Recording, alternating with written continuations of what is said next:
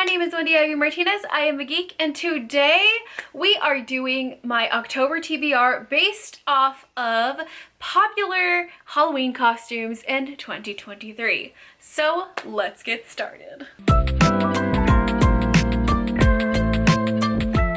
It is my favorite month of the year. Spoopy season. So I told you guys that I was going to come up with some more interesting ideas for my monthly TBRs.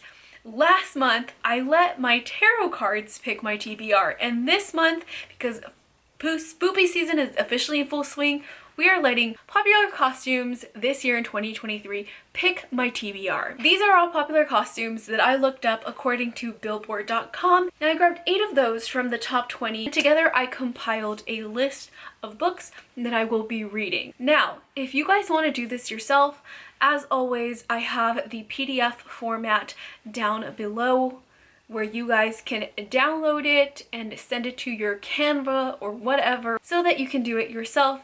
Just make sure if you do post it on YouTube, just be sure to tag me, and if you do it on TikTok, also make sure to tag me. I will have my links down below because I would love to watch your video. So number one, the number one costume in 2023 predicted by billboard.com is, of course, are we surprised? Barbie. The Barbie movie has taken the world by storm, and because of that, so has the costume. So for my Barbie read, I wanted to pick a feminist read where we have a very strong female main character. And for that, I have chosen A Court of Mist and Fury by Sarah J. Maas. I have been wanting to read this book for forever. Okay, it's been on my TBR for far too long now, and I just need to get to it. And I know that once Iron Flame comes out next month, I am probably going to be too much in a reading slump to get to it then. So it's being taken care of this month, you guys, okay? I'm doing it this month.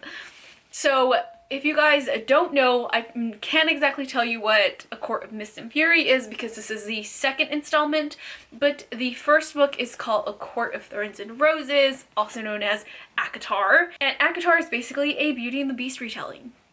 We have our main character whose name is Feyre, and she basically works very hard to keep her family alive.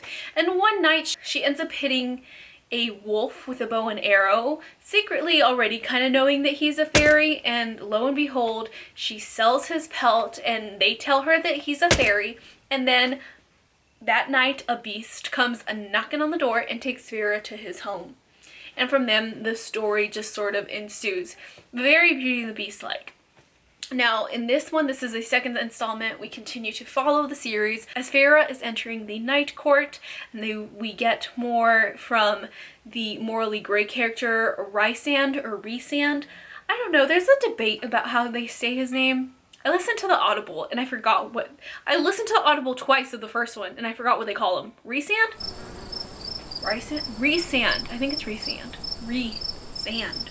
Like resanding something. Now, of course, the next very popular Halloween costume is Wednesday Addams.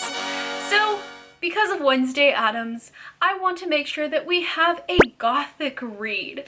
So for my gothic read for October, I am picking both Satan's Affair and Haunting Adeline. Satan's Affair is kind of, I guess, a prequel, not the same list of characters, but I think there's some side characters that match up with the characters of Haunting Adeline.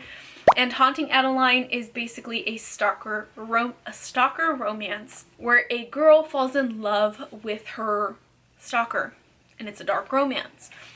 I'm very new to dark romance, so I don't know how I'm gonna feel about it. I've only read one other dark romance book, Hooked, and that one was very like, so I don't know how I'm gonna feel about this one, but there it is. Number 3, another very popular Halloween costume idea for this year is Freddy Krueger. So for this, what more fitting than a book that I think that will give me nightmares? And for this one, I am picking Tender is the Flesh by Agustina Basterica. This one is basically in a another world where all the animals get this very messed up disease where they all have to be slaughtered. So because of this, there is a protein deficiency. And then the governments from all over the world deemed that human flesh is safe and allowed for consumption. That way they meet that protein demand. So we follow our main character who works at this human meat factory where they basically raise these humans without vocal cords because they're essentially just meat. They're not people. They're deemed as a less than. And he ends up falling in love with this beautiful piece of meat. Literally. It seems very dark, very disturbing, and I feel like it's really going to give me nightmares. And not just that, but just really think about the way that we treat animals that we consume. I already do not eat turkey. I do not eat chicken. I am trying to stop eating beef. I have it every now and then, but I really want to stop altogether. Fish, I'm not giving up though. Fish, I'm not giving up. That's that's no. So that is Tender as a Flesh by Agustina Basterica. All right, number 4, another very popular costume in 2023 is Harley Quinn. Now, back in high school, I dressed up as Harley Quinn. Back before anybody really knew what Harley Quinn is, I knew who Harley Quinn was because I was obsessed with her in the graphic novels. I had the original comic where she first came out in. I was absolutely obsessed with her. Nobody knew who she was. Lo and behold, just a couple of years later, Suicide Squad comes out and then everybody suddenly knows Harley Quinn. I was just so mad. I was just so mad. Anyways, that's beside the point. Point is, Harley Quinn is going to be a villain origin story. So what better book than the book that I have been wanting to read, but for some reason my TBR does not let me grab it. Mayfly by CJ Lead. In Mayfly, we follow our main character who is essentially a ice princess at the happiest place on earth. I'm pretty sure she's just telling us that she's Elsa and she works at Disneyland, okay? But technically, legally, the author cannot say that. By day, she is this beautiful, amazing ice princess doing all her ice princessy things. And then at night, she comes face to face with someone from her past named Gideon, and Gideon awakens something very dark in her, and we just see her descent into madness. I'm so excited for this. Ever since I've grabbed it, I've been wanting to read it, but my TBR jar lists, things that I've done, have prevented me from doing so, so I'm so glad that I'm finally just gonna get to grab it this month. Now on number 5, the next popular Halloween costume in 2023 is a robotic doll that we have all grown to really love, Megan. Now for Megan, I wanted to read a sci-fi. So I am finally grabbing a book that has been on my TBR for a couple of years now, Project Hail Mary by Andy Weir. This book is essentially about a man who is on a spaceship. And he wakes up and his whole crew is gone. He doesn't know where they're at. He doesn't even know why he's on this spaceship. But apparently Earth is being destroyed, or it is descending into ruin, and the only one that can stop the end of the world is this man, but he does not remember his mission. So thus ensues a very intense, very fast-paced adventure as we figure out what exactly his mission is and what he has to do in order to accomplish it. So I'm very excited to be reading this. Andy Weir wrote The Martian, which I saw the movie that I enjoyed, have not read the book though.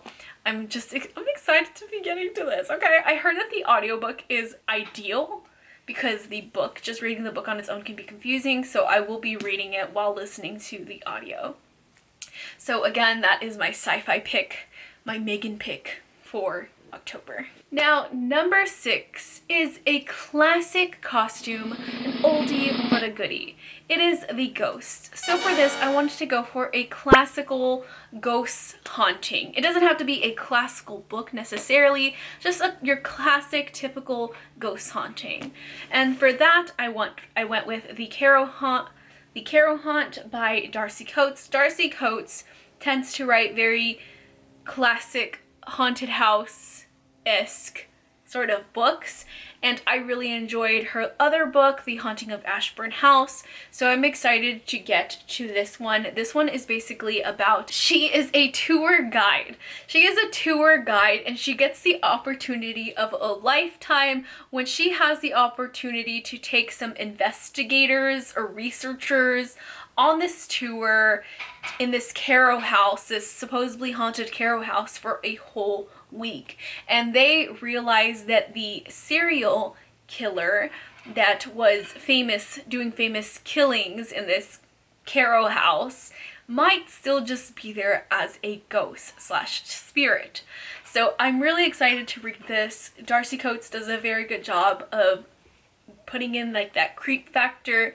Yes, it's still very cozy. It's like cozy horror, if that makes any sense. Nothing too like over the top. This is going to scare the bejeebers out of you, but enough for you to give a nice little chill down your spine when you need it to. You know what I mean?